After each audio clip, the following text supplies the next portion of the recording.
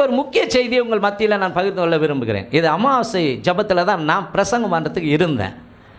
இந்த மாதம் அமாவாசை ஜபத்தையும் நான் தான் நடத்துறதுக்கு பிரசங்கம் பண்ணுறதுக்கு இருந்தேன். அப்படி தான் எய்ம் பண்ண, அப்படி தான் சொல்லியிருந்தேன். ஆனால் அருமையான ஒரு தேவ மனுஷன் காஞ்சி சி லாசரஸ் அவர்கள் ஃபோன் பண்ணாங்க. சரி, நலம் விசாரித்தாங்க. சரி ஐயா, இந்த மாதம் நீங்கள் ஃப்ரீயாக இருக்கிறேன் பாஸ்டர்னோடனே, ஓகே வாங்க வந்து ஆண்டோடைய ஊழியத்தை செய்யுங்க அப்படின்னு சொன்னபடினால அன்றைக்கு கவனிங்க, அந்த மக்களுக்கு கொடுக்க வேண்டிய காரியம் நமக்கு அது பொருந்தக்கூடிய ஒரு செய்தியாக இருக்கிறது, நமக்கு முக்கியமான செய்தியாக இருக்கிறது. ஏன்னா நான் நிறைய தடவை அதுக்காக எல்லாம் ஜெபம் பண்ணுவேன், அன்பானவர்களே. இன்றைக்கு நாம் படிக்க போகிற செய்தியின் தலைப்பு சாபத்தின் அறிகுறிகள். சாபத்தை குறித்து இன்றைக்கு நாம் பார்க்க போகிறோம். ஆனால் இயேசு கிறிஸ்துவின் ரத்தம் சகல சாபத்தை முறித்து போடும், அதிலே மாற்று கருத்து இல்லை. ஓகேவா? கவனிங்க, என்னை பெற்றெடுத்த தாய் இங்கே உட்கார்ந்து இருக்கிறாங்க. என் தகப்பன் காலமாயிட்டார். என்னுடைய தாயுடைய அப்பா பேர் முனுசாமி நாய்க்கர். எங்கள் அம்மாவுடைய அப்பா பேர் முனுசாமி நாய்க்கர். கரெக்டாமா? கையை தூக்கி, கரெக்டுனா கையை தூக்கி, ஓகே. அவர் பேர் முனுசாமி நாய்க்கர். அவங்க பாட்டி பேர், உங்கள் அம்மா பேர் அம்மா கண்ணு. இப்போ கவனிங்க, எங்கள் அம்மா இருக்கிறாங்க. எங்கள் அம்மாவுடைய அப்பா முனுசாமி நாய்க்கர், அவங்க துணைவியார் அம்மா கண்ணு. இப்போ முனுசாமி அவருடைய அப்பா அம்மா, அம்மா கண்ணு அவருடைய அப்பா அம்மா. கணக்கு பண்ணிங்க. அது முதல் தலைமுறை. ரெண்டாவது தலைமுறை எங்கள் தாத்தா, மூன்றாவது தலைமுறை என் தாய். ஓகேவா? இந்த பக்கம் நான் வருகிறேன். என்னுடைய தகப்பன் பெயர் நாகப்பன். அவருடைய அப்பா பெயர் தனபால். தானமா? சோத்திரம், ஜீவா சிரிக்குது. தாத்தா பேரையே உனக்கு தெரியலையே அப்படின்ற தனபால். ஓகேவா? அவங்க பேருமா பாட்டி, அவங்க பேர் கனகவல்லி. இதை புரிஞ்சுக்கிறதுக்காக கனகவல்லி. அந்த கவனிங்க, தனபால் அவருக்கு அப்பா பேர் எனக்கு தெரியாது, அவருடைய அப்பா பேர் எனக்கு தெரியாது, அவங்க அம்மா பேர் தெரியாது. ஆனால் அது முதல் தலைமுறை. ரெண்டாவது தலைமுறை தனபால் கனகவல்லி, மூன்றாவது தலைமுறை நாகப்பன் கன்னியம்மாள். ஓகே, கவனிங்க. இப்படி பார்க்கும் பொழுது இந்த தலைமுறையிலும் சரி, இந்த தலைமுறையிலும் சரி, என்ன எது செஞ்சாலும் அது என்ன தான் தாக்கும், அந்த சாபம். ஆமாம். உதாரணமாக, எங்கள் அப்பா ஒரு பொண்ணை கெடுத்தாரோ கெடுக்கலையோ எனக்கு தெரியாதுமா, எனக்கு தெரியாது. அதெல்லாம் எங்கள் அப்பா எந்த விதத்தில் வாழ்ந்தான்னு எனக்கு என்னங்க தெரியும்? 5 வயசு வரைக்கும், அல்லது எனக்கு ஒரு குறிப்பிட்ட வயசுனா ஒரு 15 வயசில் தெரியும் நல்லது கெட்டது. ஒரு 14 வயசுன்னு கூட வச்சுங்க. அதுக்கு முன்னாடி அந்த தகப்பனார் என்று சொல்லப்படுகிற நபர் எந்த பெண்ணை கெடுத்து அநியாயம் பண்ணார், யாருக்கு துரோகம் பண்ணார், யாரை ஏமாத்தினார், ஊராட்சி உலையில போட்டாரா எனக்கு தெரியாது.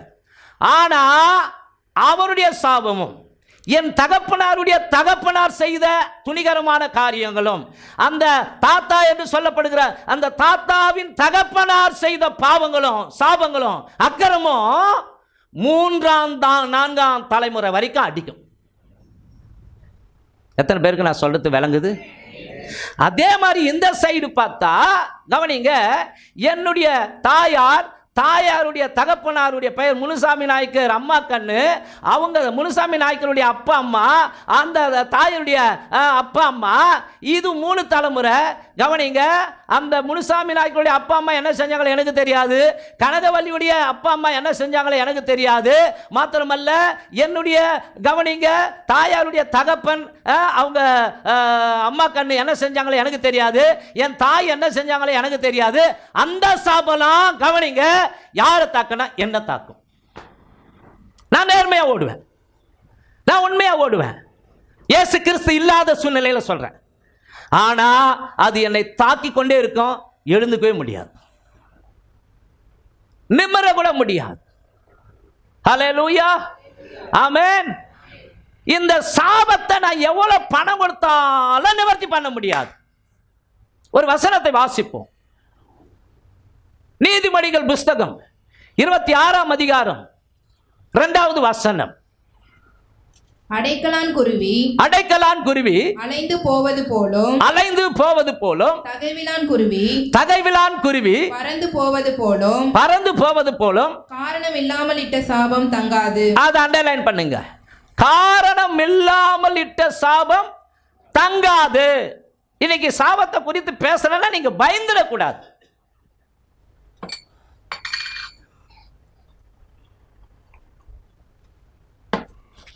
அன்பானவர்களே, சாபத்தை குறித்து இன்னைக்கு பேசணும்னா பயந்துடக்கூடாது. ஆனால் நம்ம கண்டுபிடிக்கணும், நம்முடைய வாழ்க்கையில் அது பின்தொடருதா, செயல்படுதா. பரிகாரம் நம்முடைய இயேசப்பா. ஹல்லேலூயா. அதுக்காக கையை தட்டுவோமா? ஆகவே கவனிங்க, இங்கே காரணம் இல்லாமல் இட்ட சாபம் தங்காது. அப்போ காரணத்தோடு சாபமிட்டா பிறருடைய வைத்தறிச்சல், பிறருடைய வேதனை, பிறருடைய மனசனை பயங்கரமாக நோக அடிச்சு வேதனை பட்டு அவங்க மண்ணை வாரி தூத்துறாங்கன்னு வச்சுங்க. என் வயிறு எரிதே, ஐயோ என்னை இப்படி நிர்கதி ஆக்கிட்டாங்களே, இப்படி மோசம் பண்ணிட்டாங்களே அப்படின்னா அந்த சாபம் பலிக்குமா பலிக்காதா? கட்டாயம் பலிக்கும். சரிங்களா? ஆனால் கவனிங்க, அந்த சாபத்தை நிவர்த்தி பண்ண நீ நானும் மந்திரவாதி வீட்டுக்கு போகிறோம். கவனிங்க, கோடி கணக்கில் இருக்கிற எல்லா கோடியும் கொட்டினாலும் சாபம் ஒரு நாளும் நிவர்த்தி ஆகவே ஆகாது, விலகவே விலகாது. அந்த சாபத்தை நீக்குகிற வல்லமை படைத்தவர் ஆண்டவராகிய இயேசு கிறிஸ்து மாத்திரமே. அவர் ஒருவர் தான் ஒவ்வொரு மனிதனையும் கவனிங்க பாவத்திலிருந்தும் சாபத்திலிருந்தும் விடுதலை செய்கிற தெய்வம். ஆமென். ஆமா, ஸ்தோத்திரம். அவர் மாத்திரம் வரலனா இந்த உலகமே சபிக்கப்பட்டிருக்கும். இந்த பூமியே சபிக்கப்பட்ட ஒரு பூமி. கடவுள் சொன்னார், எரிகோக்குள்ள நீ எதையும் ஆசைப்படக்கூடாது, அதெல்லாம் சபிக்கப்பட்டது. ஆகவே அதை நீ பார்க்கும் பொழுது அதை முற்றிலுமாய் எரித்து போடுவாயாக, அழித்து போடுவாயாக அப்படின்னு சொல்லி எச்சரித்து தான் அனுப்பிச்சார். ஆனால் அதில் ஆகான் என்று சொல்லப்படுகிற ஒரு மனிதன் இச்சித்து சில பொருட்களை கொண்டு வந்து தன்னுடைய வீடாகிய கூடாரத்துக்கு உள்ள மண்ணை தோண்டி அடியில் போச்சு வச்சுட்டான். ஆகவே இஸ்ரவேல் இராணுவத்தையே சுற்றி இஸ்ரவேல் மக்களுடைய வாழ்க்கையிலேயே பெரிய தோல்வி கர்த்தர் விலகினார். அல்லேலூயா. ஆமென். உன் தேவனாய கர்த்தர் உன்னை ரட்சிக்கவும் உன் எதிரிகளிடமிருந்து உன்னை காப்பாற்றுவோம் அப்படின்னா உனக்கு சூனியம் வைப்பானுங்க, உனக்கு மாந்திரிகம் பண்ணுவானுங்க, உனக்கு ஏவல் அனுப்புவானுங்க, உனக்கு என்னென்னமோ பண்ணாலும் உன் எதிரிகளிடமிருந்து தாக்காதபடிக்கு உன்னை காப்பாற்றுவோம். அவர் உன் பாளையத்திலே உலாவி கொண்டு இருக்கிறார். ஆகையால் அவர் உன்னிடத்தில் அசூசியான காரியத்தை கண்டு உன்னை விட்டு விலகாதபடிக்கு பாளையம் சுத்தமா இருக்க கடவது. ஆமென். அப்போது அன்பானவில் ஊழியக்காரனாகிய நான் கூட தேவ சமூகத்தில் எங்கள் அப்பா அம்மா, எங்கள் தாத்தா பாட்டி, எங்கள் அம்மா சைடும் சரி ஆண்டவரே, எங்கள் அப்பா சைடும் ஆண்டவரே, தாய் தகப்பன், அவங்களுக்கு தாய் தகப்பன் யாராவது என்னன்னா துணிகரமான பாவம், துணிகரமான அக்கிரமமான காரியங்கள் செஞ்சால் அது என்னை தொடாதபடிக்கு உங்கள் ரத்தத்தால் கழுவுங்க. என்ன நினச்சி என்ன அவங்க பயன் பண்ணி, அதாவது என்ன சொல்லி பொருத்தனை பண்ணியிருக்கலாம். உதாரணமாக எங்கள் அம்மா என் பிள்ளைக்கு திருப்பதியில் மொட்டை அடிக்கணும்னு பொருத்தனை பண்ணியிருந்தா கூட அதை இயேசுவின் நாமத்தில் நான் முறிக்கிறேன் ஆண்டவரே. அந்த பொருத்தனைலாம் என்ன பின்தொடரக்கூடாது. அல்லேலூயா. ஆமென். என்னை வச்சு விக்கிரகத்துக்கு என்னென்ன பண்ணாங்களோ தெரியாது, அல்லது எங்கள் அம்மாவை வச்சு அவங்க தாய் தகப்பன் விக்கிரகத்துக்கு என்ன பண்ணாங்களோ தெரியாது, எங்கள் அப்பா வச்சு அவங்க தாய் தகப்பன் விக்கிரகத்துக்கு என்னென்ன பொருத்தனை பண்ணாங்களோ தெரியாது. அவன் சொந்தம் கொண்டாட வருவான். அது எல்லாம் ஆண்டவரே என்னை தொடவே கூடாது, உம்முடைய ரத்தம் என்னை மூடி பாதுகாக்கட்டும். ஆமென். அல்லேலூயா. அப்போ இன்றைய செய்தி சாபம், ஆனால் அந்த சாபத்தை முறிக்கிற வல்லமை இயேசு கிறிஸ்துவின் இரத்தத்திற்கு உண்டு. ஹல்லேலூயா. ஓகே, இந்த சாபம் முதலாய் எங்கு வந்தது என்று பார்க்க போகிறோம். வாசிக்கலாம். ஆதியாகமம் புஸ்தகம் 3 அதிகாரம் 17வது வசனம். பின்பு அவர் ஆதாமை நோக்கி நீ உன் மனைவியின் வார்த்தைக்கு செவி கொடுத்து புசிக்க வேண்டாம் என்று நான் உனக்கு விலக்கின விருட்சத்தின் கனியை புசித்தபடியினாலே பூமி உன் நிமித்தம் சபிக்கப்பட்டிருக்கும். குறிச்சிங்க, அங்க ஆண்டவர் சொல்றார், பூமி உன் நிமித்தம் சபிக்கப்பட்டிருக்கும். படிமா, நீ உயிரோடு இருக்கும் நாளெல்லாம் வருத்தத்தோட அதன் பலனை புசிப்பாய். நம்பர் 1, முதல்ல யார்கிட்ட இருந்து சாபம் மனுஷனுக்கு வருகிறது என்றால் படைத்த தேவனிடத்திலிருந்து சாபம் வருகிறது. முதல் மனிதனாகிய ஆதாமும் ஏவாளும் யாரிடத்தில் சாபத்தை பெற்றுக்கொண்டார்கள் என்றால் படைத்த இறைவனுடைய வார்த்தைக்கு கீழ்ப்படியாமல் அவர்கள் பாவம் செய்தபடியினாலே அவர்கள் சாபத்தை பெற்றுக்கொண்டார்கள். ஆகவேதான் ஆண்டவர் சொல்றாரு, உன் நிமித்தம் இந்த பூமி சபிக்கப்பட்டிருக்க. மனுஷ நிமித்தமா தான் அந்த பூமி சபிக்கப்பட்டிருக்கிறது. தேவன் உண்டாக்கும் பொழுது அழகாய் பரிபூர்ணமாய் இருந்தது. எப்பொழுது முதல் மனிதனும் முதல் மனுஷியும் தேவனுடைய வார்த்தைக்கு கீழ்ப்படியாமல் அவர்கள் பாவம் செய்தார்களோ அப்பொழுதே இந்த பூமி சபிக்கப்பட்ட பூமியாய் மாறினது. இன்னைக்கு பிள்ளை பெரும்பொழுது வண்டி வேதனையில துடிக்கிறாங்களா? அது என்ன தெரியுமா? ஆண்டவர் கொடுத்த சாபம். ஆண்டவர் கொடுத்த சாபம். இன்னைக்கு மனுஷன் உழைச்சாதான் சோறு, நெத்தி வேர்வை நிலத்துல சிந்தணும், அப்பதான் அவனுக்கு சாப்பாடு. அப்போ கவனிங்க, அது யார் கொடுத்த சாபம்? தேவன் கொடுத்த சாபம். நீ உயிரோடு இருக்க நாளெல்லாம் வருத்தத்தோடு அதன் பலனை புசிப்பாய். இரண்டாவது சாபம் பிதாக்கள் மூலமாய் வருகிற சாபம். அதாவது பெற்றோர்கள், நம்மை பெற்றெடுத்த பெற்றோர்கள், நம்முடைய முற்பிதாக்கள் செய்த அக்கிரமங்கள் நம்மை பின்தொடர்ந்து சாபமாய் வருகிறது. வாசிப்போம். யாத்திராகமம் புஸ்தகம் 20ஆம் அதிகாரம் 5வது வசனம். நீ அவைகளை நமஸ்கரிக்கவும் சேவிக்கவும் வேண்டாம். தேவனாகிய கர்த்தராயிருக்கிற நான் எரிச்சலுள்ள தேவனாயிருந்து என்னை பகைக்கிறவர்களை குறித்து பிதாக்களுடைய அக்கிரமத்தை. கவனிங்க, பிதாக்கள் அப்படின்னா அங்கே தாய் தகப்பன்மார்கள். அவங்க கவனிங்க, அதுக்கு முன்பாக விக்கிரக ஆராதனை செய்தவர்களாய் இருக்கிறார்கள். ஆமென்.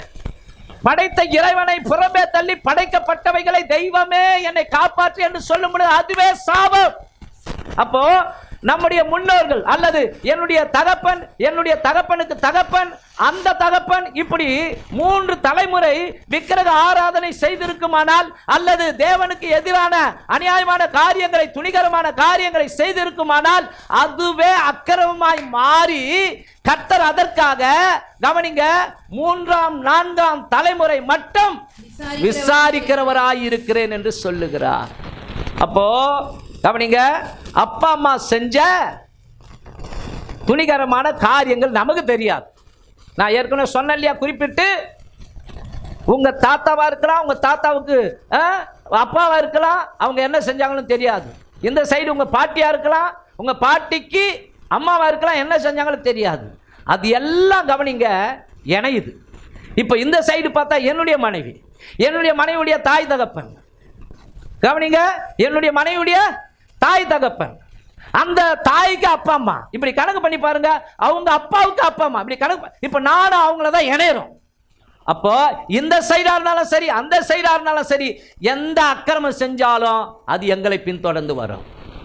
அல்லேலூயா. அப்போ பிதாக்கள் மூலமாய் வருகிற சாபம்.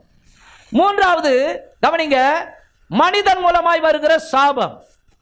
ஆதியாகமம் புஸ்தகம் 9ஆம் அதிகாரம் 24வது வசனத்திலிருந்து 26வது வசனம் வரைக்கும்.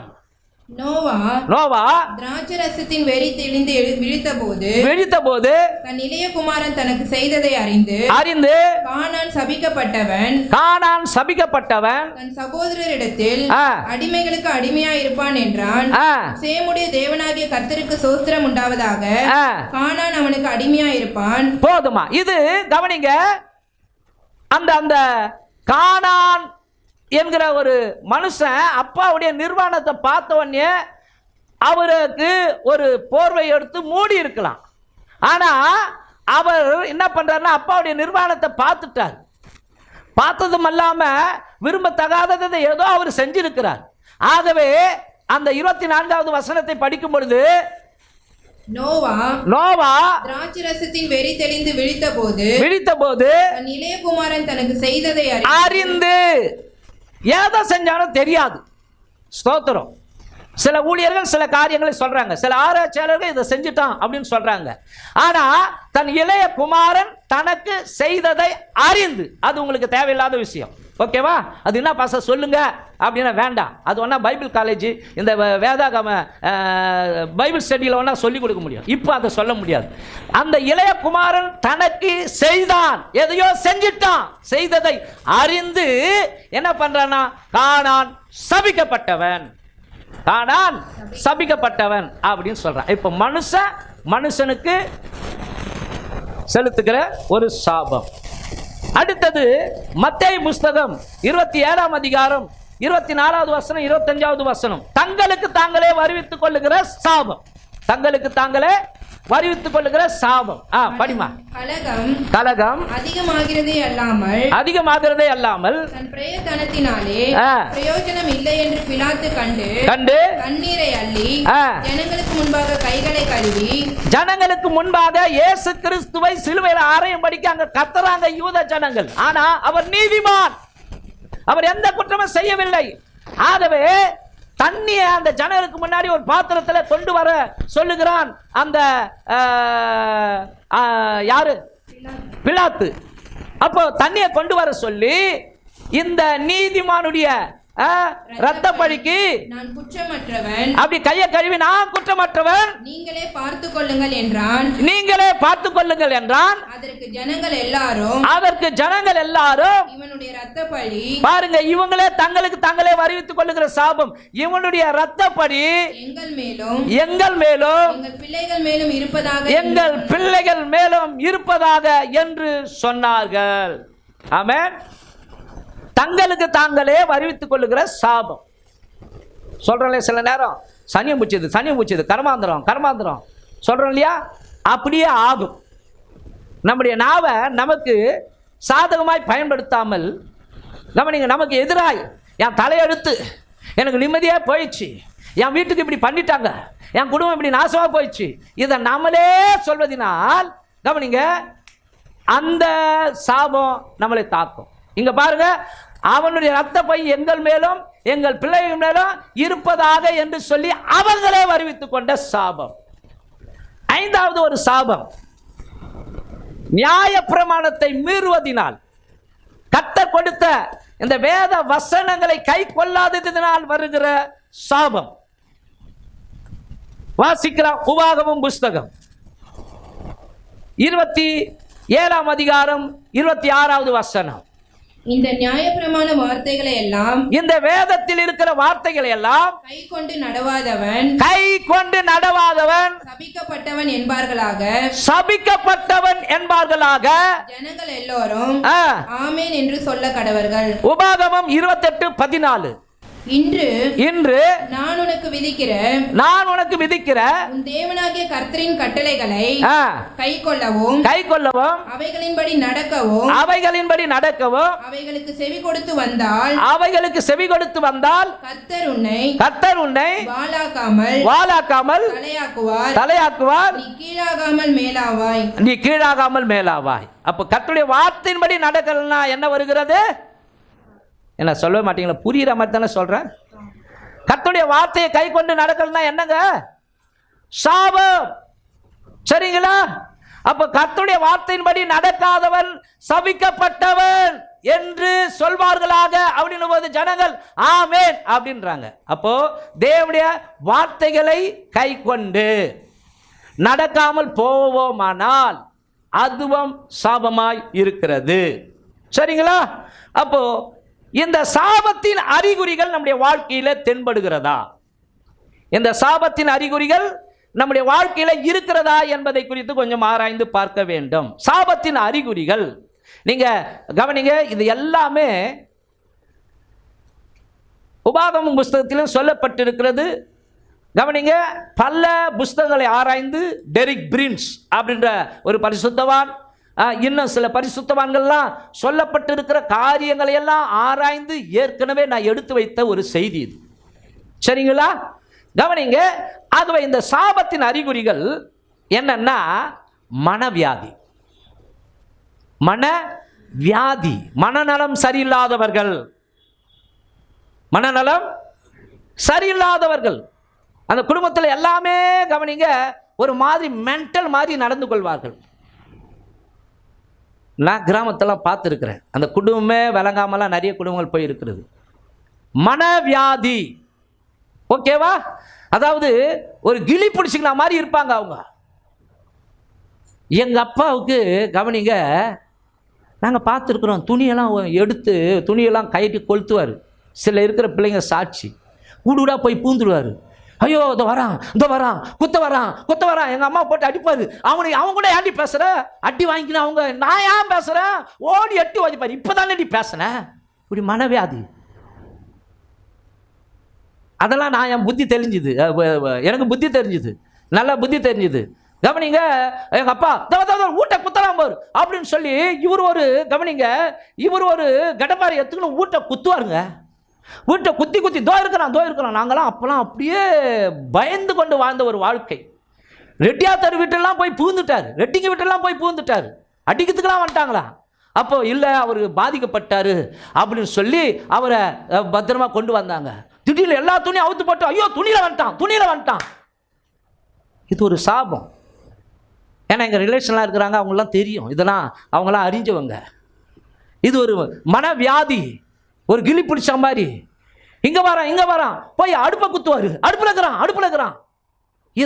இதை மாதிரி ஐயோயோ நாங்களாம் அப்படியே நடுங்கி போயிட்டோம், பயந்து கொண்டு இருந்த வாழ்க்கை அது. அந்த காலம்லாம் உண்மையாகவே நான் இயேசுவை அறியாத நாட்கள் வாழ்ந்த வாழ்க்கை சாபம் நிறைந்த வாழ்க்கை, சபிக்கப்பட்ட ஒரு வாழ்க்கை. அடுத்தது நரம்பு தளர்ச்சி. அது ஒரு சாபத்தின் அறிகுறி. நரம்பு தளர்ச்சி. அடுத்தது மலட்டுத்தன்மை. அது ஒரு சாபத்தின் அறிகுறி.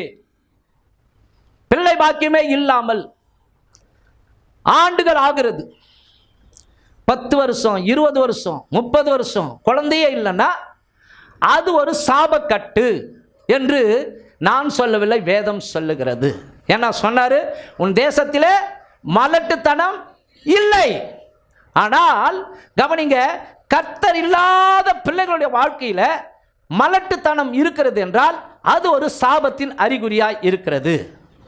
அடுத்து கவனிங்க, கருச்சிதைவு. கவனிங்க, குழந்தை உண்டாகும், 2வது மாசம் 3வது மாசம் அபார்ஷன் ஆயிடும். இதே மாதிரி குழந்தை உண்டாகும் அபார்ஷன். அது எதனுடைய அறிகுறி என்றால் சாபத்தின் அறிகுறி. மாத்திரமல்ல, தொடர்ச்சியாய் மாத விலக்கு சம்பந்தப்பட்ட காரியங்கள் தொடர்ச்சியாய் ஒரு பெண் பிள்ளைக்குள்ளாக அந்த பிரச்சனைகள் தொடர்ச்சியாய் இருக்குமானால் சாபத்தின் அறிகுறி இருக்கிறது என்று அர்த்தம். அடுத்தது திருமண தடைகள். வயசு 35 ஆகியும் இன்னும் திருமணமே நடக்கலனா சாபத்தின் அறிகுறி இருக்கிறது என்று அர்த்தம். அடுத்தது நீங்காத தரித்திரம், வறுமை. இது ஒரு சாபத்தின் அறிகுறியாய் இருக்கிறது. அடிக்கடி விபத்து. 10 நாளைக்கு முன்னாடி ஒரு ஆக்சிடென்ட் ஆயிருக்கும், மறுபடியும் விழுந்து வாரி ஏறிக்கணும், விழுந்து எழுந்து வர்றது. அடிக்கடி விபத்து. ஏதோ ஒரு டைம் விபத்துனா அது பிரச்சனை இல்லை. ஆனால் தொடர்ச்சி ஆக்சிடென்ட் நடந்துங்களே இருக்குதுன்னா அது ஒரு சாபத்தின் அறிகுறி என்று பரிசுத்தவான் ஒரு மூத்த ஊழியக்காரர் எழுதியிருக்கிறார். மாத்திரமல்ல, தொடர்ந்து சமாதானம் இல்லாத ஒரு நிலைமை சாபத்தின் அறிகுறி. தொடர்ந்து சமாதானமே இல்லாத ஒரு நிலைமை சாபத்தின் அறிகுறியா. திருமணம் விவாகரத்து நடப்பது சாபத்தின் அறிகுறி. அன்னைக்கு ஒரு நாள் தூக்கம் போச்சு எனக்கு. ஒரு காரியத்தை ஒரு பிரதர் சொன்னார். அதாவது நான் ஒரு இடம் சென்னைக்கு போயிட்டு வந்தேன், எதேச்சா அவங்கள பேங்க்கில் பார்த்துட்டேன். எல்லாம் டீ குடிக்கும்போது, ஏங்க அவங்க சர்ச்சுக்கு ஒரு பையன் வந்தானே, அவனுக்கு திங்காமல் கல்யாணம் முடிஞ்சிச்சுங்க அப்படின்னா, அப்படியே எனக்கு ஷாக் ஆகி போச்சு. ஐயோ கடவுளே, நான் இங்கே இருந்திருந்தால் எப்படியாவது சேர்த்து வச்சுட்டு இருப்பேனே. 2 நாளைக்கு முன்னாடி அந்த ஃபோட்டோ எடுத்தாந்து என் பையன் வர காட்டான். பாருப்பா, இதுதான்பா அவங்க இன்ஸ்டாவில் வச்சுருக்குறாங்க. சரி, எவ்வளோ பாடுபட்டோம், எவ்வளோ கஷ்டப்பட்டோம். அந்த குடும்பம் சேரத்துக்காக ராத்திரி பகலாக போய் எவ்வளோ எந்த நாகர்கோயிலாம் போய் நம்ம போய் இட்டுக்குன்னு வந்தோமே. ஆனால் நான் அவர்கிட்ட சொன்னேன், இல்லைங்க அந்த பொண்ணுக்கு வேணும், யானை கொளுத்தா தான் தலையில் தானே மண்ணை வாரி கொட்டுக்கணுவால, அதுதான் இது நடந்திருக்குது. நான் எத்தனையோ தடவை சொன்னேன், கிருபை இழந்துடாத, கிருபை இழந்துடாத, கிருபை இழந்துடாத. இன்றைக்கி தெரியாதுங்க, இன்றைக்கி தெரியாது, ஒரு நாள் வரும் எல்லாம் தெரியும். ஐயோ போதகத்தை வெறுத்தேனே, போதகர் சொல்லை கேளாமல் போனேனே அப்படின்னு சொல்லுவாங்க. அப்போது கவனிங்க, இங்கே இருக்கிற வரைக்கும் கவனிங்க, எந்த குடும்பம் பிரிய நான் ஒரு நாளும் விட மாட்டேன். இங்கே இல்லை, எங்கே இருந்தாலும் ஒரு குடும்பம் கூட கணவன் மனைவி விவாகரத்து ஆகவே கூடாது. கணவன் மனைவி விவாகரத்து ஆகவே கூடாது. அப்போது நான் நினச்சேன் உள்ளத்துக்குள்ளே, அட படுபாவி, உனக்கு எப்படா துணிகாரம் வந்தது? படுபாவி, நீயும் மனதிருமா போயிட்டியே, ஒரு குழந்தைய பெற்று வச்சுக்கின்னு நீயும் ஆட்டம் போடுற, நீயும் கீழ்ப்படியாமல். இது மாதிரி கவனிங்க, ஒருத்தன் ஈகோ இருந்தால், கணவன் மனைவிக்குள்ளே விட்டு கொடுக்குற தன்மை இல்லைன்னா வாழ்க்கை போயிடும், வாழ்க்கை போயிடும். இப்போ நானும் என் மனைவியும் கூட எங்களுக்குள்ளே சண்டை சச்சரவே இது வரைக்கும் வந்ததே கிடையாதுங்க. ஒரு சின்ன சண்டை கூட வந்ததே இல்லை. கை தட்டுங்க பார்க்கலாம். ஐயோ சோத்திரம்.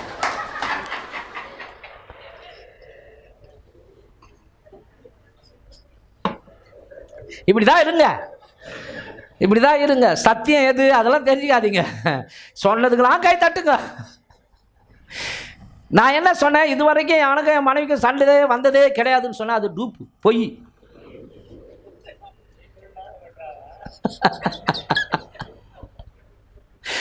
எல்லா குடும்பத்திலும் சண்டை வருங்க, அட்ஜஸ்ட் பண்ணுறது தாங்க வாழ்க்கை. கணவன் மனைவி விட்டு கொடுக்குறவங்க கெட்டு போவதில்லை, கெட்டு போகிறவங்க விட்டு கொடுக்கவே மாட்டாங்க. அது அப்படி உன் ஆத்தா பேசிட்டால நியாயமா, இவன் உன் அம்மா பேசிட்டால நியாயமா, இப்படி அந்த வாழ்க்கை புட்டுக்கும். இருக்கிற புள்ளியும் அப்பாவையும் அம்மாவையும் எழுந்து அது வாழ்க்கை நாசமாக போகும். இன்னைக்கு கவனிங்க, விவாகரத்து கவனிங்க நிறைய யாருக்கு தெரியுமா நடக்குது? நிறைய கரைச்சி குடிச்சாங்க பாருங்க பைபிளை, அதுக்கு தான் நிறைய டிவோர்ஸ் பண்ணுதுங்க. பைபிள் எனக்கு தெரியும், பைபிள் எனக்கு தெரியும். ஊழியக்காரன் டிவோர்ஸ் பண்ணிட்டு இன்னொருத்தையை கட்டிக்கிறான், அவன் நரகுக்கு தான் போவான். அப்போ நான் கூட என்ன சொல்கிறேன்னா, எனக்கு என் மனைவிக்கும் வாக்குவாதம்லாம் வந்திருக்கிறது. இந்த பலிபீடத்திலேருந்து சொல்கிறேன், ஒரே முறை தான் என் மனைவி அடிச்சிருக்கிறேன். கை தட்டுங்க பார்க்கலாம். கவனிங்க, 1999 அந்த 99வது அந்த வருஷத்தின் அந்த கடைசி காலங்களில் கவனிங்க, அதுவும் ஒரு கூட்டு குடும்பத்தில் இருந்தால் பிரச்சனை வரதான் செய்யும். ஒரு கூட்டு குடும்பத்தில் இருந்தால் பிரச்சனை வரதான் செய்யும். ஆனால் உரிமை எனக்கு உண்டு. என் மனைவி, ஏம்மா நீ தான் விட்டு கொடுக்கணும், என் மனைவி அடிச்சிட்டேன் நான். ஒரே அடிதானா அதை இது வரைக்கும் சொல்லி காட்டுவா. ஏம்மா ஏஞ்சலு என்னை அடித்தாரு, எனக்கு 10லாம் போட்டாங்க, மஞ்சா 10லாம் போட்டாங்க அப்படின்னு சொல்லிட்டு. ஆனால் இது வரைக்கும் அதுலேருந்து என் மனைவியை நான் கையால் தொட்டதே கிடையாது, அடிச்சதே கிடையாது. இதுக்கு என் மனைவி சாட்சி. இப்போ கையை தட்டுங்கம்மா. ஏம்மா உண்மையாகவே என்னம்மா நான் அடிச்சிருக்கலாம் அதுக்கப்புறம் எங்கள் பின்னாடி என் மனைவி இருக்கிறாங்க. 99 அடித்தேன், அதுலேருந்து அடிச்சதே கிடையாதுங்க. இதோ 25வது வருஷத்தையும் முடிச்சுட்டு 26வது வருஷத்தில் போய் கொண்டு இருக்கிறாங்க. இப்போ கையை தட்டுங்க. ஹல்லேலூயா, ஆமென். கவனிங்க, எனக்கு என் மனைவிக்கு வாக்குவாதம் வந்தாலும் சில நேரம் நான் அடங்கி போவேன், சில நேரம் அவங்க அடங்கி போவாங்க. யாருமே அடங்கலாம் என்ன ஆகும்? யாருமே அடங்கலைன்னா என்ன ஆகும்? புருஷன் கத்துறாரு அப்படின்னா சரி, அந்த ஆள் டென்ஷனாக இருக்கிறான், நம்ம வாயை மூடிக்கணும் கம்முன்னு இருப்போன்னு. நல்ல மனைவி, புத்தி உள்ள மனைவி குடும்பத்தை கட்டுவார். நீ தான் கத்துவியாடா, நானும் கத்துவேன். புருஷனை வாடா போடான்னு பேசாத. அவனா வீட்டு வேலைக்காரனா? வீட்டு வேலைக்காரனா? புருஷனை வாடா போடா. கவனிங்க, இந்த வாடா வெட்டியா வராங்க பார்த்தீங்களா? வாடா வெட்டினா இது கவனிங்க, தப்பாக நினைக்கக்கூடாது. 1 வருஷம் 2 வருஷத்தில் அவங்க இணைஞ்சிடுவாங்க. ஆனால் வருஷ கணக்கில் இருப்பது ஒரு சாபத்தின் அறிகுறி என்று தேவ மனுஷன் சொல்கிறாங்க. வருஷ கணக்கா கவனிங்க, கடவுள் மனுஷனை படைத்ததின் நோக்கம் கவனிங்க, கணவனும் மனைவியும் அவங்க இணைந்து பக்தியுள்ள சந்ததியை பெற்றெடுக்க. அம்மா இப்போ நான் சொல்கிறதுலாம் என் கருத்து இல்லை, வேதத்தின் கருத்து. ஹல்லேலூயா. சிலர் ஒரு வருஷம் இருப்பாங்க, அப்புறம் பெரியவர்கள் பேசி என்ன பண்ணுவாங்கன்னா கூடி அவங்கள ஒன்றாக்கிடுவாங்க. ஹல்லேலூயா. நான்லாம் என் கண்ணால் பார்த்துருக்குறேன். எங்கள் அப்பா அடித்து மூக்குத்தி எகிரி போய் எங்கள் அம்மா மூக்கில் ரத்தம் கொட்டும். மறுநாள் எங்கள் அம்மா பேசுவாங்க, மறுநாள் எங்கள் அம்மா பேசுவாங்க. எப்படா இது? அப்போ இயேசுவை அறியாத நாட்களிலே அவ்வளோ அடி வாங்கிக்கணும் ஒன்றா ஆகுறாங்க. இந்த காலத்தில் மாத்திரம் ஒரு அரை விட்டுட்டு புருஷங்கார அவ்வளோ தாண்டி அப்படின்னா உனக்கு டாட்டாடா, வீட்டுக்கு போயிடுறேன், டைவர்ஸ் நோட்டு வரும், இப்படி சொல்கிற மக்கள் தான். அதுவும் யார்? கிறிஸ்தவ மக்கள்ல. உனக்கு டாட்டாடா, டாட்டா டாட்டா, நீ எல்லாரையும் இட்டா, உன் ஆத்தாவை இட்டா, உன் அம்மாவை இட்டா, உன் அப்பனை இட்டா, உன் எல்லா சொந்த காலம் வந்து தான் என்ன பண்ணோம், என்னை வீட்டுக்குன்னு போனோம். அடுத்தது என் மேலே கையை வச்சா போலீஸ் ஸ்டேஷன் இருக்குது. இப்படி தான் இன்னைக்கு இருக்குது. அல்லேலூயா. அன்னைக்கெல்லாம் கல்லானாலும் ஃபுல்லானாலும் அப்படி ஓடினாங்க. அல்லேலூயா. அப்போ தொடர்ச்சியாய் கவனிங்க. ஏன் சொல்ல வரேன்னா, எனக்கு தெரிஞ்சு கல்யாணம் ஆகி கவனிங்க, விவாகரத்தாகி மறுபடியும் கல்யாணம் ஆகி மறுபடியும் விவாகரத்தாகி மறுபடியும் கல்யாணம் பண்ணுறது, இது ஒரு சாபம் தானே. ஆகவே இது சாபத்தின் அறிகுறி. அடுத்ததாக கவனிங்க, தொடர்ச்சியான தோல்விகள். எதை எடுத்தாலும் தொடங்காது, கையின் பிரயாசமே அடிபட்டு போகும். அப்போ தொடர்ச்சியான தோல்விகள், புத்தி மயக்கம், மன திகைப்பு, மதிமயக்கம், உச்சந்தலையிலிருந்து உள்ளங்கால் வரைக்கும் எரிச்சல் தன்மை, சாபக்கட்டு, முடிவில்லாத கடன், கடன் கடன் கடன் கடன், சாவர வரைக்கும் கடன்னா அது சாபக்கட்டு. சாவர வரைக்கும் கடனா அது சாபக்கட்டு. உதவி செய்ய ஒருவரும் இல்லாத நிலைமை சாபத்தின் அறிகுறி. அகால மரணம் சாபத்தின் அறிகுறி. தேவனை வஞ்சிப்பது சாபத்தின் அறிகுறி. மல்கியா புஸ்தகம் 3ஆம் அதிகாரம் 8-9 வாசிங்க. மல்கியா 3:8-9. மல்கியா புஸ்தகம் 3ஆம் அதிகாரம் 8வது வசனம் 9வது வசனம். மனுஷன் தேவனை வஞ்சிக்கலாமா? தேவனை வஞ்சிக்கலாமா? நீங்களோ என்னை வஞ்சிக்கிறீர்கள். வஞ்சிக்கிறீர்கள்னா ஏமாற்றுகிறீர்கள். எதிலே உம்மை வஞ்சித்தோம் என்கிறீர்கள். அதவாற எதிலே உங்களை வஞ்சித்தோம் என்று சொல்கிறீர்கள். தசம பாகத்திலும் காணிக்கையிலும் தானே நீங்கள் சபிக்கப்பட்டவர்கள். ஜனத்தாராகிய நீங்கள் எல்லாரும் என்னை வஞ்சித்தீர்கள். கவனிங்க, நிமிர்ந்து உட்காருங்க. கர்த்தருக்கு கொடுக்க வேண்டியதை கொடுக்காமல் ஏமாற்றினால சாபம். பாஸ்டர், நான் 3 வருஷமா செய்யல, நல்லா தான் இருக்கிறேன், சோத்திரம், நல்லா தான் இருக்கிறேன். ஆனால் பின்தொடர்ந்து வரும் ஒரு சாபம். அது எப்போ என்ன பண்ணணும்னு நம்மளுக்கு தெரியவே தெரியாது. எப்போ எவ்வளோ பெரிய செலவு வைக்கணும்னு தெரியாது.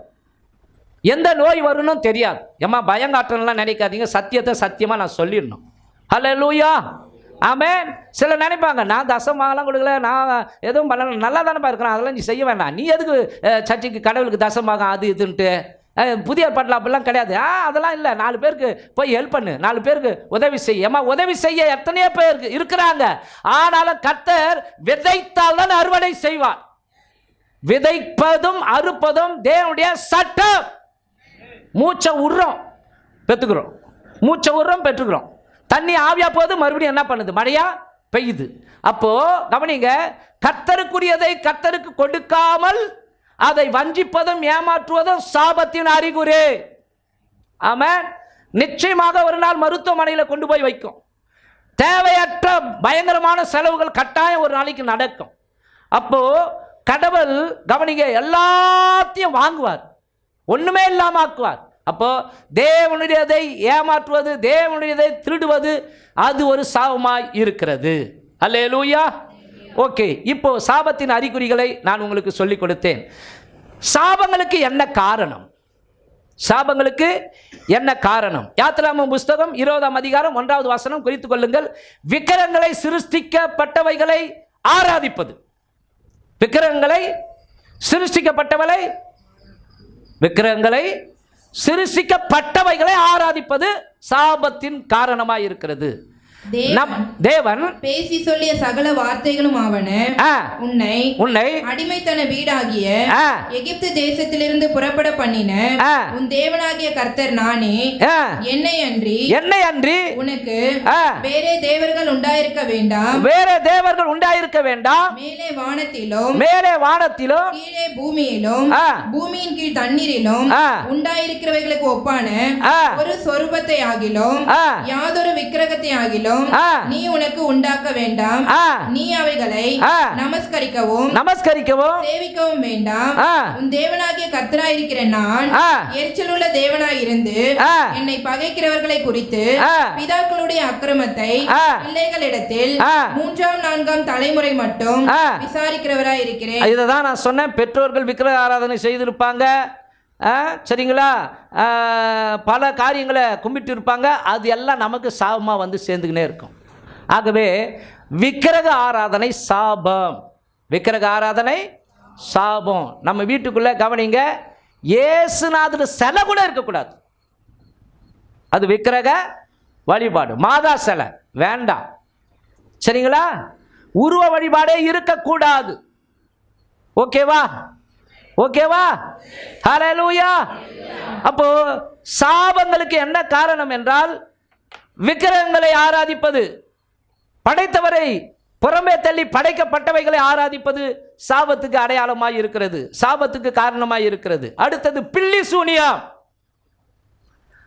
அந்நிய மனிதரிடம் சென்று அவன் பெற்ற அந்நிய சக்தியின் மூலமாய் தொடர்பு கொள்வது. பில்லி சூனியம் செய்து கூட போனா கூட உனக்கு சாபம் வரும். பில்லி சூனியம் செய்கிறவன் ஒருத்தனை கூட கூட்டின்னு போவான் இல்லையா, அவனுக்கும் அது சாபம் வரும், சரிங்களா. ஆகவே மாந்திரிகம் செய்வது, கை ஜோசியம் பார்ப்பது, ஜோசியக்காரங்கிட்ட போய் கையை கொடுப்பது, ஜாதகம் போய் நல்ல நேரம் கெட்ட நேரம், எப்போ நல்ல நேரம் பாரு, இதை பாரு அதை பாரு. நம்ம மக்கள் சில பேர் பார்க்குறோம், கவனிங்க. அந்த புறஜாதிகள் நடத்துகிற திருமண ஆராதனை நாளில் தான் இவங்களும் கல்யாணம் வைப்பாங்க. அதெல்லாம் கடவுள் பார்த்து கொண்டு இருக்கிறார். கடவுள் நம்ம கூட இருக்கிற எல்லா நாளும் நல்ல நாள். கடவுள் நம்ம கூட இருக்கிற எல்லா கிழமையும் நல்ல கிழமை. கடவுள் நம்ம கூட இருக்கிற எல்லா நேரமும் நல்ல நேரம். ஆகவே இந்த பில்லி சூனியம், மாந்திரீகம், இந்த மாதிரி காரியங்களை செய்கிற அந்த குடும்பத்துக்கு சாபம் இருக்கிறது. ஆண்டவர் விசாரிப்பார். மூன்றாவது பெற்றோரை மதிக்காதிருப்பது சாபம். பெற்றோரை மதிக்காதிருப்பது சாபம். உபாகமம் புஸ்தகம் 27ஆம் அதிகாரம் 16வது வசனம். உன் தகப்பனையும் தன் தாயையும் தூஷிக்கிறவன் சபிக்கப்பட்டவன் என்பார்களாக. ஆமா, ஜனங்கள் எல்லோரும் ஆமென் என்று சொல்ல கடவர்கள். தாயை பார்த்து, ஏ சனியனே, எதுக்கு நீ என்ன பெத்தன்னு கேட்கவே கூடாது. கேட்டா அது சாபம். தாயும் தகப்பனையும் தூஷிக்கிறவனுடைய தீபம் காரிருளில் அணைந்து போக. கொடுத்த அப்பா அம்மாவுக்காக ஸ்தோத்திரம் பண்ணு. ஏய், நீ எனக்கு சொத்து சேர்த்து வச்சா, நாயா, இப்படி சொல்கிறாங்களே, நான் பார்த்துருக்குறேன். பாஸ்டர், இந்த நாய் எனக்கு எதுவுமே சேர்த்து வைக்கல பாஸ்டர், அது அவனுக்கு தான் சாபம். உன்னை 10 மாதம் சுமந்து பெற்றெடுத்தாங்களா, அதுவே பெரிய விஷயம். அல்லேலூயா. பால் ஊட்டி, உன்னை குளிப்பாட்டி, உனக்கு சோறு ஊட்டி, உனக்கு படிப்பை கொடுத்து, உன்னை வளர்த்து ஆளாக்குனாங்க இல்லையா, சொத்தை நீ சம்பாதிச்சிக்கோ, கர்த்தர் கொடுப்பா. அல்லேலூயா. அதை விட்டுட்டு என் அப்பா எனக்கு என்னத்தை வச்சுட்டு போனான், என் அம்மா எனக்கு என்னத்தை வச்சுட்டு போனா அப்படின்னு தாய் தகப்பனை மதிக்காமல் அவர்களை தூஷிப்பது, தாய் தகப்பனை கெட்ட வார்த்தைகளை போட்டு பேசுவது அவங்களுக்கு சாபமாய் மாறும். அடுத்தது பெற்றோர் உங்களை சபிப்பது. ஆதியாகமம் புஸ்தகம் 26:35. பெற்றோர், தாய் தகப்பன் பிள்ளைகளை சபிப்பது காரணமாய் இருக்கிறது, சாபத்துக்கு காரணமாய் இருக்கிறது. அவர்கள் ஈசாக்குக்கும் ரெபெக்காளுக்கும் மனநோவாய் இருந்தார்கள். போதும், மனநோவாய் இருந்தார்கள். கவனிங்க, மனநோவுல பெற்றோர்கள் சபிச்சு விட்டுருவாங்க, அவன் நாசமா போயிடுவான். ஆனா நீ நாளைக்கு ஐயோ என் பிள்ளைக்கு இப்படி ஆயிடுச்சே, உன் சாபம் தான் அங்க பழிச்சது. நீ தானே மண்ணவாரி தூத்துன, நீ தானே அவன் நாசமா போவான்பா, அவன் விளங்க மாட்டான்பா, நீ தானே சொன்ன. ஆகவே பெற்றோர்களே, உங்க பிள்ளைகள் என்ன பண்ணாலும் சபிக்காது இருங்க, கொஞ்சம் தாங்கிக்குங்க. அதை விட போய் கன்னத்துல ஒரு அரை அரைஞ்சிடு, அதை விட கன்னத்துல போய் ஒரு அரை அரைஞ்சிடு, சட்டையை பிடிச்சி ஏன்டா இப்படி பண்றேன்னு உளிக்க எடுத்துடு. ஆனால் அதை விட்டுட்டு அவன் சாவான் பாரேன், அவன் பதம் குலைவான் பாரேன், இந்த வார்த்தை நிச்சயமாக பலிக்கும்.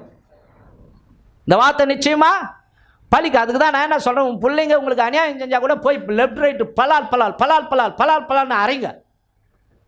சட்டையை பிடிச்சிக்கோ, அம்மாடா நான் அப்பாடா இப்படி செய்யலாமா, பலால் பலால் பலால்னு அரி. அதை விட்டுட்டு அவன் சாவானா, அவனை வாரிங்க போகிறாங்க பாரா, வயிறு வயிறு எரியுது எரியுது எரியுது எரியுது. அட்டென்ஷன் பிளேஸ் 5 வருஷம் ஆகிடும், நீ நல்லா இணைஞ்சிக்கின்னு இருப்ப. அவன் டக்குன்னு வாரிக்கு கொண்டு போய்விட்டானா நீ இட்ட சாபம், நீ இட்ட சாபம். 5 வருஷத்துக்கு முன்னாடி இட்ட சாபம் இப்ப கொஞ்சம் கொலாவுற, ஆனா சாபம் விட்டு இருக்கிற அது அந்த வந்து பழிவாங்குமே. நான் விளையாட்டுக்கு சொன்னேன், உன்னை அடிப்பார் ஆண்டவர், நான் தெரியாம சொல்லிட்டேன். தூதரின் முன்பாக அப்படி சொல்ல, அன்னைக்கு நீ தெரியாம சொல்லிட்ட, வயிறு எறிஞ்சு சொன்ன, அப்போ ஆண்டவர் கையின் கிரியைகளையே அடிப்பார். நான் சொல்லல, சத்திய வேதம் சொல்கிறது. ஹல்லேலூயா. வேசித்தனம், விபச்சாரம், 2 சாபம். புருஷனுக்கு தெரியாம மனைவி கள்ள தொடர்பு, மனைவிக்கு தெரியாம புருஷன் கள்ள தொடர்பு, இது சாபம். அடுத்தது ஹோமோசெக்ஸ், ஓரின சேர்க்கை, இது சாபம். அடுத்து திக்கற்ற பிள்ளைகளுக்கு அநியாயம் செய்வது. யாருமே இல்லை, அவங்க சொத்தை அபகரிச்சிடலாம், அவங்க சொத்தை ஆட்டிய போட்டுடலாம், அவங்க மிரட்டி வாங்கிடலாம். இப்படி உலகம் சுத்துது. இன்னைக்கு ரவுடிங்க இருக்கிறாங்க, இன்னைக்கு அப்படி மக்கள் இருக்கிறாங்க. ஆனா படைத்த ஒருவர் நின்று நியாயம் விசாரிப்பார். அல்லேலூயா, ஆமென். திக்கற்ற பிள்ளைகளுக்கு அவரே பரம தகப்பனாயிருக்கிறார். சரிங்களா? திக்கற்ற பிள்ளைகளுக்கு நாம அநியாயம் செய்வது சாபம். வேண்டுமென்றே திட்டமிட்டு கருசிதைவு செய்வது, உடந்தையாயிருப்பது, அதுவா சாபம் வருவதற்கு காரணமாய் இருக்கிறது. அதுவா சாபம் வருவதற்கு காரணமாய் இருக்கிறது. உங்கள் கணவரோ உங்கள் மனைவியோ உங்களை சபிப்பது, உங்கள் கணவரோ மனைவியோ, ஆட பாவி இப்படி பண்றிய அநியாயம் பிடிச்சவன போய் தண்டவாளத்தில் தலையை விடாண்டா சபிக்கிறாங்க தெரியுமா? உன் அன்பால திருத்து, உன் அன்பால திருத்து. அதை விட்டுட்டு தொடர்பு கட்டையை எடுத்து அடிக்காத. உங்களை பார்த்து சொல்லலை, நடக்குது. இன்னைக்கு நிறைய சம்பவங்கள் நடக்குது. தொடர்பு கட்டையால் அடிச்சுட்டு சாவுடா, போய் சாவுடான்னு சொல்லிட்டு அப்புறம் ஏசாப்பா என் வாழ்க்கை இப்படி இருக்குதே. இதெல்லாம் தேவையற்ற வேலை. கடவுளை நோக்கி ஜெபம் பண்றியா? பைபிள் சொல்லுது, உன்னுடைய கற்புள்ள நடக்கையினால, அதாவது உன்னுடைய கடையுள்ள நல்ல செயலால ரட்சிக்கப்படாத புருஷனை கூட ஆதாயப்படுத்தி கொள்ள முடியும். ஆமாம். அப்போ புருஷன் சவிப்பது கர்மாந்தரம் முச்சல. உன்னை கட்டினதுலேருந்து எனக்கு தரித்திரம் இருந்தீன்னா உண்மையாக தரித்திரம் தான். உன்னை எதுக்கு தான் நான் கல்யாணம் பண்ணனோ, அப்போ சோக்கா இருந்ததா? கல்யாணம் பண்ண அப்போ 3 மாதம் 6 மாதம், மோகம் 30, ஆசை 60 நாள். எதை நீ விரும்புற? சரீரத்தையா அன்பையா? அல்லேலூயா, ஆமென். உண்மையான அன்பு சரீரத்தை விரும்பாது. ஆமென். உண்மையான அன்பு, கவனிங்க கவனிங்க, உண்மையான அன்பு தியாகம் செய்யும். கையா தட்டலாமா? சில பேர் கை தட்டலுக்குள்ள வரமாட்டேங்குது, பாவம், கையை தூக்க முடியல.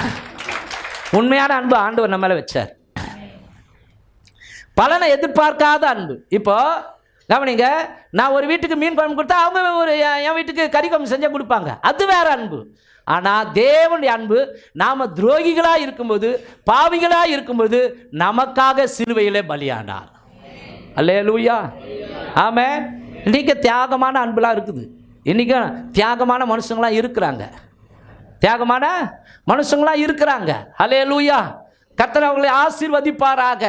அப்போ கவனிங்க, உங்கள் கணவரோ மனைவியோ சவிப்பது கவனிங்க சாபத்துக்கு அடையாளமாக இருக்கிறது. வட்டிக்கு கொடுப்பது சாபத்தின் காரியமாக இருக்கிறது. வட்டிக்கு கொடுப்பது. எல்லாரும் என்ன பார்க்காதீங்க, பைபிள் சொல்லுது. வாசிக்கலாமா? சங்கீதம் 15ஆம் அதிகாரம் 6வது வசனம். சங்கீதம் 15ஆம் அதிகாரம் 6வது வசனம். தன் பணத்தை வட்டிக்கு கொடாமலும், தன் பணத்தை வட்டிக்கு கொடாமலும், குற்றமில்லாதவனுக்கு விரோதமாய் பரிதானம் வாங்காமலும் இருக்கிறான். இப்படி செய்கிறவன் என்றென்றைக்கும் அசைக்கப்படுவதில்லை. ஆமென். இந்த பைபிள்ல இதை படிச்சு பார்த்தீங்கன்னா வருது, கவனிங்க. அப்போ தன் பணத்தை வட்டிக்கு கொடாமலும் குற்றமில்லாதவனுக்கு விரோதமாய் லஞ்சம். கவனிங்க, லஞ்ச பணம் வீட்டில் வந்து இருந்தா நீ 3 மாடி கட்டி வச்சிருக்கலாம், 5 மாடி கட்டி வச்சிருக்கலாம். சரியா? விலை உயர்ந்த BMW, ரோல்ஸ் ராய்ஸ் இப்படிப்பட்ட கார் வச்சிருந்தா கூட சாபம் தான் உள்ள இருக்குதுன்னு அர்த்தம். அல்லேலூயா. ஆமென். புரியுதுங்களா? சரிங்களா? அடுத்தது, வேதத்துக்கு விரோதமாய் சத்தியம் செய்வது. அதாவது இந்த பாருங்க கரெக்டாக நான் செய்யலுங்க, பைபிள் சத்தியமா, இது உங்களுக்கு நடிச்சு காட்டுறேன். இந்த மாதிரி செய்யக்கூடாது. பைபிள் மேலே சத்தியம் வைக்கவே கூடாது. பைபிள் மேலே சத்தியம் வைக்கவே கூடாது. புரியுதுங்களா? வானத்தின் பேரிலும் சத்தியம் பண்ணக்கூடாது. நான் உங்களுக்கு சொல்லுகிறேன், பரிசேதம் சத்தியம் பண்ண வேண்டாம். வானத்தின் பேரில் சத்தியம் பண்ண வேண்டாம், அது தேவனுடைய சிங்காசனம். பூமியின் பேரிலும் சத்தியம் பண்ண வேண்டாம், அது அவருடைய பாதப்படி. எருசலேமின் பேரிலும் சத்தியம் பண்ண வேண்டாம், அது மகாராஜாவினுடைய நகரம். உன் சிரசின் பேரிலும் சத்தியம் பண்ண வேண்டாம், அதன் ஒரு மயிரையாவது வெண்மையாக்கவும் கருப்பாக்கவும் உன்னால் கூடாதே. போதுமா? தலை மேல கூட நம்மளாச்சு சத்தியம் பண்றாங்க இல்லையா? சத்தியமா ஒருத்தர் சில பேர் கோவம் வந்துச்சுன்னா அப்படியா சத்தியமா சத்தியமா சத்தியமா, டேய் விடக்கூடாதுடா பாவி. சரிங்களா? சத்தியம் சில பேருக்கு சத்தியம் அனாவசியமா அப்படியே சக்கரை பொங்கல் மாதிரி வருது. அந்த காலத்தில் பசங்க சொல்லணும், அம்மா தாலி யாருக்கும் சத்தியமா நான் செய்யலடா அப்படின்னு. சரியா? இந்த சத்தியத்தை விடாதீங்க. முடிஞ்ச வரைக்கும் அவங்க நம்மனா ஸ்தோத்திரம், எப்பா உண்மையாக நான் செய்யலைப்பா, அப்படியே நம்மளை நான் கடவுள் பார்த்துக்கிற போப்பா, அப்படி நான் செஞ்சேன்னு நீ நினச்சா அதுக்குண்டான தண்டனை நான் அனுபவிக்கிறேன் போ, அவ்வளோதான். வேறு என்னங்க நம்ம நிரூபிக்க முடியும்? அதுக்காக சத்தியம் விட்டு பைபிளோட சத்தியம் இப்படிலாம் வேண்டாம். சரிங்களா? இப்படி செய்யக்கூடாது. அது சாபம் வருவதற்குண்டான காரணமாக இருக்கிறது.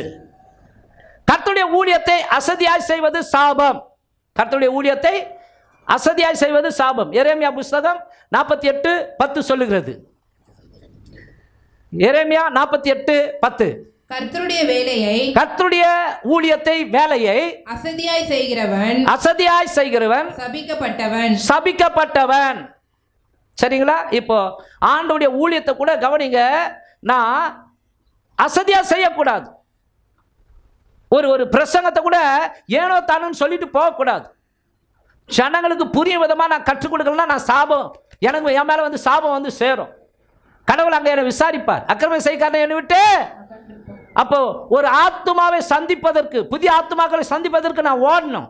இந்த ஊழியத்தை கூட கவனிங்க, பலம் இருக்கிற வரைக்கும் முழு பலத்தோடு கூட கர்த்தருக்கு உழைக்கணும். அப்படி முழு பலத்தையும் கர்த்தருக்கு கொடுத்து உழைக்காமல் போனால் அது சாபம். அல்லேலூயா. ஆமென். கவனிங்க, மண்டே அந்த மிக்சர் ரிப்பேர் ஆகி போச்சு. கார் எடுத்துன்னு போகலாம், 1000 ரூபாய் டீசல் போடணும் இல்லையா, பெட்ரோல் போடணும் இல்லையா, யோசித்தேன். டூ வீலர்லேயே போயிட்டு வந்துடலான்னு. டூ வீலர்லேயே போயிட்டு தேடி ஸ்டுடியோ மாஸ்டர் அந்த ஃபேக்ட்ரி எங்கே இருக்குது அங்கே கொடுத்துட்டு வந்தேன்.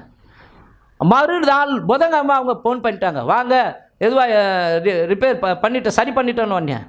மறுபடியும் கவனிங்க, டூ வீலரில் போனேன், வந்துட்டேன். 12க்குலாம் நான் வந்து 12:15 ஃபோன் பண்ணுறேன். அதுக்குள்ளே வந்துட்டிங்கன்னா அப்போ எவ்வளோ வேகம் போயிருப்பேன் பாருங்கள். அவ்வளோ வேகத்தில் போய் சீக்கிரம் வந்துட்டேன். ஏன்னா கடவுளுடைய பணி தாமதமாகக்கூடாது. மிக்சர் தேவையாக இருக்குது. ஆகவே ஸ்தோத்திரம். கவனிங்க, இப்போ கூட இந்த சைடு ஃபுல்லாக லைன் வரல, கரண்ட் வரல. ஆகவே எப்போனா போட்டால் நமக்கு என்ன இல்லை, சீக்கிரம் கடவுளுடைய என் வீடாக இருந்தால் விட்டு வச்சுருப்பேனா, என் வீடாக இருந்தால் உடனே பார்ப்பேன் இல்லையா. அப்போ ஆண்டோடைய வீடாச்சே. ஆமென். ஏன் கரண்ட் வரல, ஏன் இங்கெல்லாம் பிரச்சனையாக இருக்குது. அப்போ உடனே செய்யலைன்னா அதுவே எனக்கு சாபமாக மாறும். என் ஊழியத்தை நீ அசதியாக செய்கிற, நீ சபிக்கப்பட்டவன். இங்கே ஒன்றா நான் நல்லா இருக்கலாம், ஆனால் மறுமையில் ஆண்டவர் சொல்வார், அக்கிரம செய்காரனே என்னை விட்டு அகன்று போ.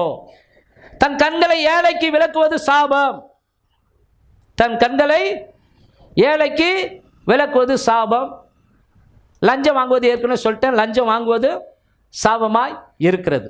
அப்போது இப்படி நிறைய சாபம் வருவதற்குண்டான காரணங்கள் இருக்கிறது.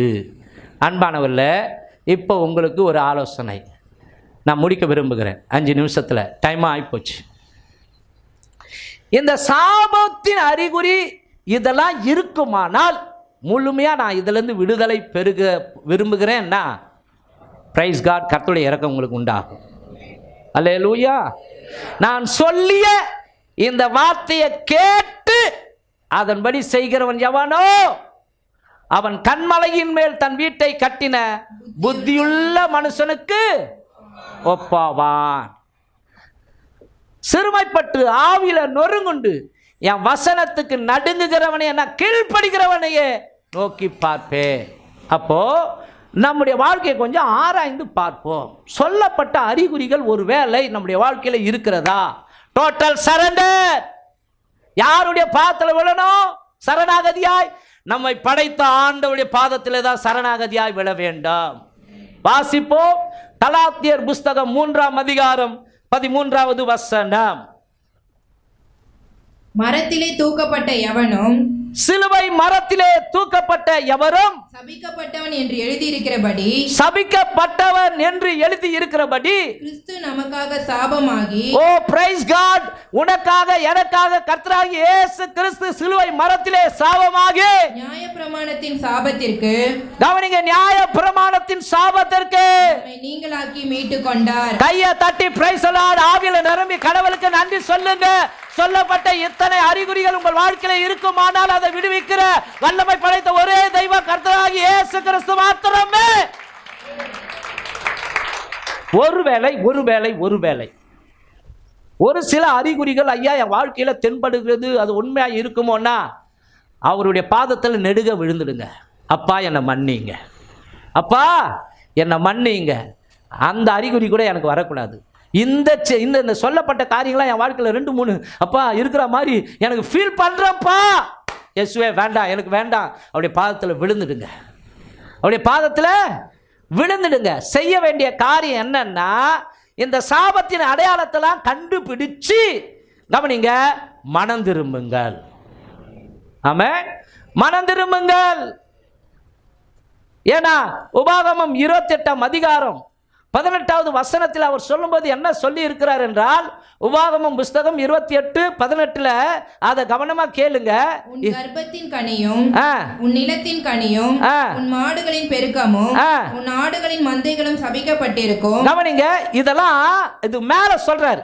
இதெல்லாம் அதாவது என் வார்த்தைக்கு அந்த அந்த அந்த அந்த வசனத்தை காமிமா, அதுக்கு மேல இருக்கிற வசனம் மேல அதாவது என் வசனத்துக்கு நீங்க, இன்று நான் உனக்கு விதிக்கிற, கவனிங்க, இன்று நான் உனக்கு விதிக்கிற உன் தேவனாகிய கர்த்தருடைய எல்லா கற்பனைகளின்படியும் கட்டளைகளின்படியும் நடக்க கவனமாய் இருக்கிறதற்கு, அட்டென்ஷன் ப்ளீஸ், போதும், நடக்க கவனமாய் இருப்பதற்கு, ஜாக்கிரதையா இருப்பதற்கு மனம் திரும்புங்கள். போதும். இது வரைக்கும் எப்படியோ, ஐயோ ஏசப்பா இனி நான் மனம் திரும்பிடுறேன். அப்போ 1 கூட சொல்லுது. உபாகமம் 28:1 கூட என்ன சொல்லு படிங்க. உபாகமம் 28:1, இன்று நான் உனக்கு விதிக்கிற உன் தேவனாகிய கர்த்தருடைய கட்டளைகளின்படி எல்லாம் செய்ய நீ கவனமாய் இருக்கும்படிக்கு அவர் சத்தத்திற்கு உண்மையாய் செவி கொடுப்பாயானால். அண்டர்லைன் பண்ணுங்க, ஏனோ தானோன்னு கிடையாது அன்பானவர்களே. இதை கேட்டுட்டு வீட்டில் போயிட்டு பழையக்குள்ளி கதவை தள்ளி கணக்கு கிடையாது. உண்மையாய் அவருடைய சத்தத்திற்கு, வார்த்தைக்கு கீழ்ப்படிவோமானால், செவி கொடுப்போமானால், உன் தேவனாகிய கர்த்தர் பூமியில் உள்ள சகல ஜாதிகளிலும் மேன்மையாக வைப்பார். உன்னை சாபத்தில் இருந்து விடுதலையாக்கி கர்த்தர் உன்னை ஆசீர்வாதமாய் மாற்றுவார். அல்லேலூயா. உண்மையாய் செவி கொடுக்க வேண்டும், உண்மையாய் மனம் திரும்ப வேண்டும். இங்க சொல்றப்போ ஐயா மனசெல்லாம் எரியுது, ஆமா ஒரு வேகம் வருது, ஆண்டவருக்காக நான் என்னை அர்ப்பணிக்கிறேன் சொல்லிட்டு மறுபடியும் மனசை கல்லாக்கிக்க கூடாது, மறுபடியும் மனசை கடினமாக்கி கொள்ளக்கூடாது. சரிங்களா? சாவர வரைக்கும் என்னை செக் பண்ணுங்க ஆண்டவரை. எனக்கு ஒன்றா சோதனை கொடுத்து பாருங்க. அவர் சோதனை கொடுக்க மாட்டார். சோதனைக்காரனை அனுமதிச்சு பாருங்க. நான் ஆண்டவரை மனம் திரும்பிட்டேன், ஆண்டவரை நான் மறுபடியும் இந்த காரியங்கள்லாம் செய்ய மாட்டேன். அல்லேலூயா, ஆமென். சாத்தானோடு கூட இருக்கிற உறவை துண்டியுங்கள். சரிங்களா? பிசாசுக்கு இடம் கொடாமல் அவனுக்கு எதிர்த்து நில்லுங்கள், தேவனுக்கு கீழ்ப்படிந்திருங்கள். சரிங்களா? யாக்கோபு புஸ்தகம் 4ஆம் அதிகாரம் 7வது வசனம் சொல்கிறது. யாக்கோபு 4:7. ஆகையால் தேவனுக்கு கீழ்ப்படிந்திருங்கள். தேவனுக்கு கீழ்ப்படிந்திருங்கள்னா கர்த்தருடைய வார்த்தைக்கு அப்படியே அடங்குங்கள் என்று அர்த்தம். பிசாசுக்கு எதிர்த்து நில்லுங்கள். பிசாசுக்கு எதிர்த்து நில்லுங்கள். அப்பொழுது அவன் உங்களை விட்டு ஓடி போவான். ஏன்னா சாபத்துல தள்ளுற வேலை அவன் வேலை, நம்மளை எல்லாம் வஞ்சிக்கிற ஏமாத்துக்கிற வேலை அவன் வேலை. முதல் மனுஷனையும் கவனிங்க, முதல் மனுஷனையும் சாபத்துக்குள்ள தள்ளினவனே சாத்தான் தான். ஆகவே அவனோடு கூட நமக்கு உறவு வேண்டாம். உலகத்தை நேசிக்கிறவர்கள், உலகத்தையும் உலகத்தில் உள்ளவைகளையும் விரும்புகிறவர்கள் வேத வசனங்களை கடைபிடிக்க மாட்டார்கள், வேத வசனங்களை கை கொள்ள மாட்டார்கள். சரிங்களா? ஆனால் வேத வசனத்தை விரும்புகிறவர்கள், வேத வசனத்துக்கு கீழ்ப்படுகிறவர்கள் உலகத்தையும் உலகத்தில் உள்ளவைகளையும் வெறுப்பார்கள். அவர்கள் இம்மைக்காக கிறிஸ்துவின் மேல் நம்பிக்கையுடையவர்களாய் இருக்கவே மாட்டார்கள். அல்லேலூயா! அப்படிப்பட்டவங்க தான் சொல்ல முடியும், கிறிஸ்து எனக்கு ஜீவன், சாவு எனக்கு ஆதாயம். ஆமா, இந்த உலகத்தில் எதெல்லாம் எனக்கு லாபமோ அதெல்லாம் என் ஆண்டவரை அறிகிற அறிவின் மேன்மைக்காக குப்பையும் நஷ்டமாய் எண்ணுகிறேன். அப்படிப்பட்டவங்களால தான் சொல்ல முடியும்.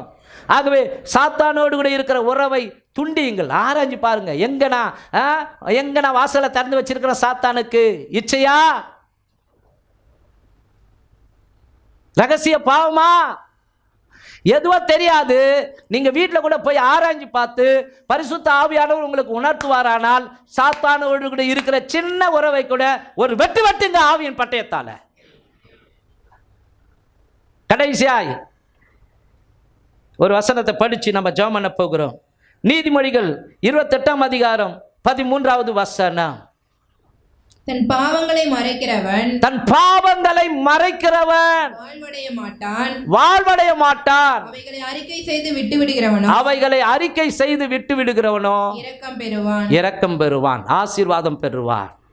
ஆமென், அல்லேலூயா, ஸ்தோத்திரம். ஒருவரும் என்னிடத்தில் எந்த குறையும் இல்லைன்னு சொல்லவே முடியாது. Praise God. ஆனால் தன்னுடைய குறையை ஒத்துக்கொள்ளுகிறவன் பாக்கியவான்.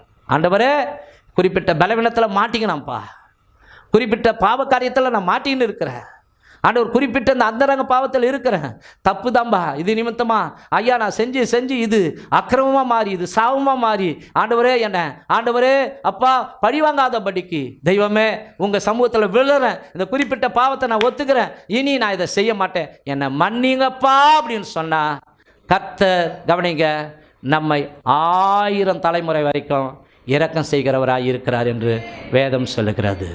அல்லேலூயா. கர்த்தர் நல்லவர் என்பதை ருசித்து பாருங்கள். அவர் மேல் நம்பிக்கையாக இருக்கிற மனுஷன் கர்த்தரை தமக்கு தெய்வமாக கொண்ட ஜாதியம் அவர் தமக்கு சுதந்திரமாக பாக்கியம் உள்ளது. ஆகவே மரத்திலே தூக்கப்பட்ட எவனும் சபிக்கப்பட்டவன் என்று எழுதி இருக்கிறபடி கிறிஸ்து நமக்காக சிலுவை மரணத்திலே சாபமாய் மாறினார். அந்த கிறிஸ்துவை உள்ளத்திலே ஏற்றுக்கொண்ட நீங்களும் நானும் அவர் தந்த இந்த வேத வசனத்துக்கு கீழ்ப்படிந்து பாவத்தை வெறுத்து சாத்தானோடு கூட நாம் தொடர்பாக இல்லாதபடிக்கு இந்த உலகத்தை வெறுத்து முதலாவது தேவனுடைய ராஜ்யத்தையும் அவருடைய நீதியையும் தேடும் பொழுது நம்முடைய வாழ்க்கையில் சாபம் இராது.